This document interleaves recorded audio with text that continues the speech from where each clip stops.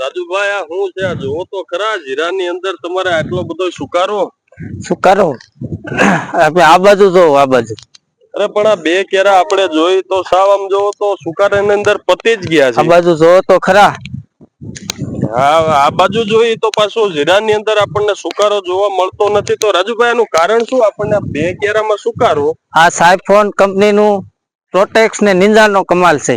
બરોબર, સાયફોન કંપનીનું પ્રોટેક્સ અને નિંજા. તો એ બે કેરાની અંદર આપણે છંટકાવ કર્યો કે કર્યો જ નથી? એ બે કેરામાં નથી સાચ્યું.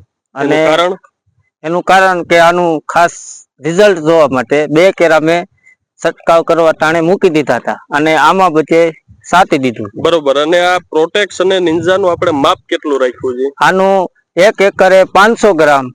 1 એકરે 500 ને વીઘે કેટલા પંપ? 1 વીઘે 4 પંપ કર્યા છે.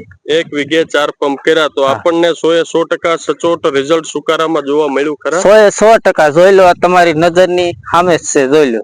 બરોબર. તો ખેડૂત મિત્રો આપણે વિડીયોના માધ્યમથી જોઈ શકીએ કે જ્યાં પ્રોટેક્સ અને નિંજાનો આપણે રાજુભાઈએ છંટકાવ કર્યો તો જ્યાં સુકારો આવી ગયો તો એ ત્યાં સ્ટોપ થઈ ગયો. ત્યાંથી આગળના છોડવામાં ક્યાંય આપણને જોવા મળતો નથી.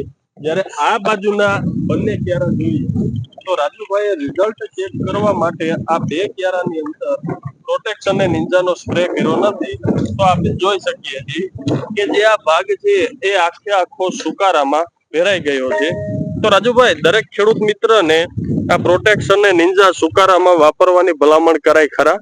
હું તો બધા ખેડૂતને કહું છું કે આ પ્રોટેક્સ અને નિંજા કંપનીનું બહુ સારું રિઝલ્ટ એનું મને 100% મળ્યું છે એમ.